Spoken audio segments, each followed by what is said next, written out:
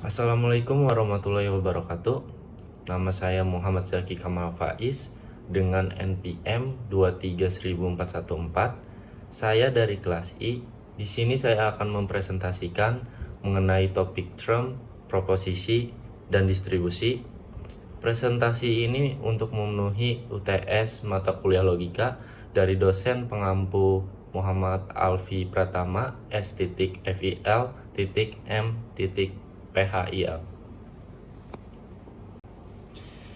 Apa itu term dan pengertian term? Dalam mata kuliah logika, istilah term merujuk pada elemen dasar dari suatu bahasa formal atau sistem logika. Istilah ini mencakup simbol, kata-kata, atau frasa yang digunakan untuk mempresentasikan konsep atau objek dalam suatu argumen atau teori. Istilah ini penting karena mereka menjadi bangunan dasar dari pernyataan dan argumen dalam logika. Jadi, kesimpulannya adalah term dalam logika adalah unsur dasar penyusun kalimat logika. Term dapat diartikan sebagai kata atau frasa yang mengacu pada suatu objek, konsep, dan gagasan. Lanjut, apa itu fungsi term? Dalam mata kuliah logika, term memiliki fungsi yang sangat penting, yaitu denotasi dan konotasi. Apa itu denotasi? Denotasi adalah tanda dari suatu sejumlah benda yang ditunjukkan oleh term itu. Ini berarti bahwa denotasi menunjukkan apa yang secara langsung ditunjukkan oleh term tersebut. Misalnya, denotasi dari term manusia, meliputi semua manusia dan hanya manusia. Selanjutnya, konotasi. Apa itu konotasi? Konotasi adalah karakteristik dari suatu benda sehingga tidak bisa digunakan untuk benda lain. Konotasi menunjukkan aspek atau sifat yang lebih abstrak atau konseptual dari apa yang ditunjukkan oleh term tersebut. Misalnya, konotasi dari term manusia meliputi animalitas dan rasionalitas. Denotasi dan konotasi memiliki hubungan timbal balik yang erat, yang berarti bahwa perubahan dalam denotasi dapat mempengaruhi konotasi dan sebaliknya. Ada berbagai kemungkinan hubungan antara denotasi dan konotasi, seperti 1. Denotasi bertambah, konotasi berkurang. Nomor 2, denotasi berkurang, konotasi bertambah. Nomor 3, konotasi bertambah, denotasi berkurang. Yang terakhir, nomor 4, konotasi berkurang, denotasi bertambah. Lanjut, kesimpulan fungsi term. Yang pertama, membangun kalimat logika. Yang kedua, menjadi subjek atau predikat dalam kalimat logika. Yang ketiga, mewakili suatu konsep atau gagasan. Jadi, kesimpulannya, term adalah unsur penting dalam logika yang membantu kita membangun kalimat logika dan memahami argumen dengan lebih baik.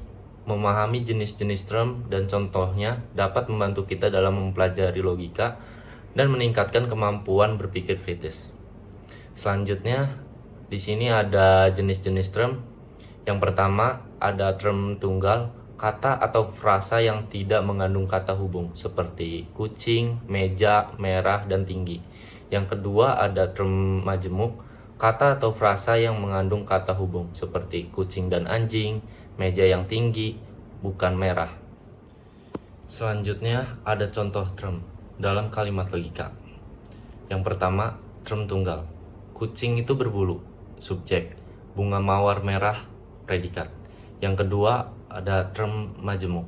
Anjing dan kucing adalah hewan peliharaan, subjek.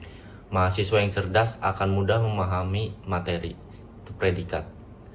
Di sini juga ada catatan, term tidak selalu sama dengan kata. Contohnya, kucing dan anjing adalah satu term, meskipun terdiri dari dua kata.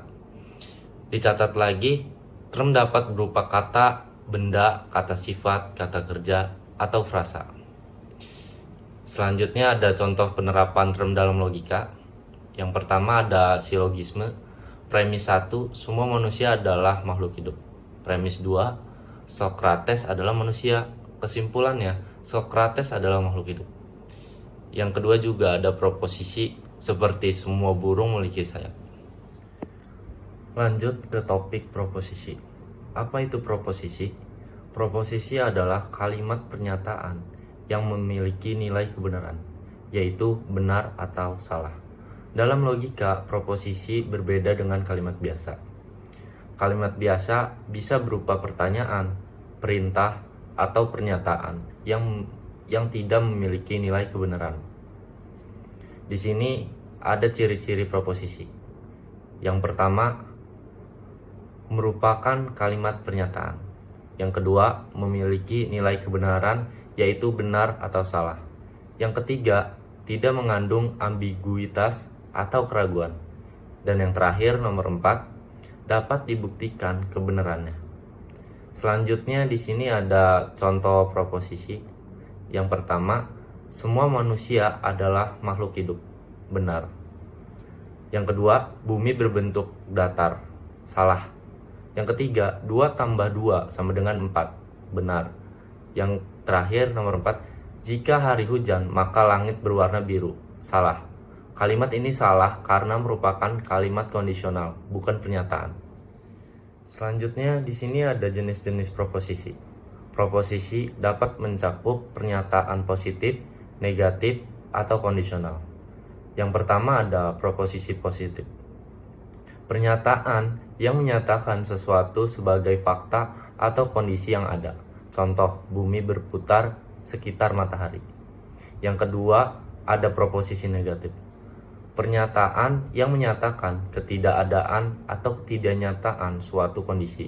Contoh, bumi tidak berputar sekitar bulan. Yang ketiga, ada proposisi kondisional.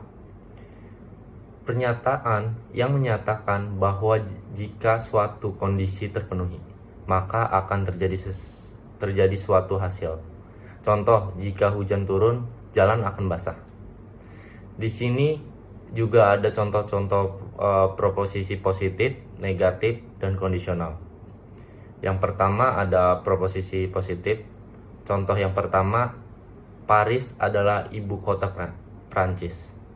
Yang kedua, orang-orang tua memiliki tanggung jawab untuk anak-anak mereka. Nomor 2 ada proposisi negatif. Contoh yang pertama, bumi tidak berputar sekitar bulan. Contoh yang kedua, tidak ada makanan yang tidak dapat dibuat dari tepung. Yang nomor 3, proposisi kondisional. Contoh nomor 1, jika hujan turun, jalan akan basah. Jika Anda tidak makan, Anda akan merasa lelah. Selanjutnya ada topik distribusi. Apa itu distribusi? Distribusi dalam logika mengacu pada cakupan atau sebaran term, subjek, dan predikat dalam sebuah proposisi. Distribusi menentukan apakah term tersebut merujuk pada keseluruhan anggota kelasnya atau hanya sebagian saja. Lanjut, di sini ada jenis-jenis distribusi. Yang pertama ada terdistribusi. Term merujuk pada seluruh anggota kelasnya. Yang kedua, tidak terdistribusi. Term hanya merujuk pada sebagian anggota kelasnya. Selanjutnya di sini juga ada penandaan distribusi. Yang pertama, yang A, universal positif. Subjek terdistribusi, predikat tidak terdistribusi. Yang kedua ada E, universal negatif. Subjek terdistribusi, predikat terdistribusi. Yang ketiga ada I, partikular positif. Subjek tidak terdistribusi, predikat tidak terdistribusi. Yang terakhir, nomor 4 ada O, partikular negatif. Subjek tidak terdistribusi, predikat terdistribusi. Selanjutnya di sini ada contoh A, universal positif. Semua manusia adalah makhluk hidup. Subjeknya manusia. Terdistribusi karena pernyataan ini berlaku untuk semua manusia tanpa terkecuali. Predikatnya makhluk hidup. Tidak terdistribusi karena pernyataan ini tidak mencakup semua makhluk hidup. Lanjut ke contoh E, universal negatif. Tidak ada anjing yang bisa terbang. Subjeknya anjing. Terdistribusi karena pernyataan ini berlaku untuk semua anjing tanpa terkecuali. Predikatnya bisa terbang. Terdistribusi karena pernyataan ini mencakup semua kemungkinan cara terbang. Selanjutnya ada contoh I, partikular positif. Beberapa burung adalah penyanyi yang indah. Subjeknya burung. Tidak terdistribusi karena pernyataan ini hanya berlaku untuk sebagian burung. Predikatnya penyanyi yang indah. Tidak terdistribusi karena pernyataan ini tidak mencakup semua kemungkinan penyanyi yang indah. Lanjut, contoh yang terakhir ada O partikular negatif. Tidak semua kucing adalah hewan peliharaan. Subjeknya kucing. Tidak terdistribusi. Karena pernyataan ini hanya berlaku untuk sebagian kucing. Predikatnya hewan peliharaan. Terdistribusi karena pernyataan ini mencakup semua kemungkinan hewan peliharaan. Sekian dari presentasi topik saya, kurang lebihnya mohon maaf. Assalamualaikum warahmatullahi wabarakatuh.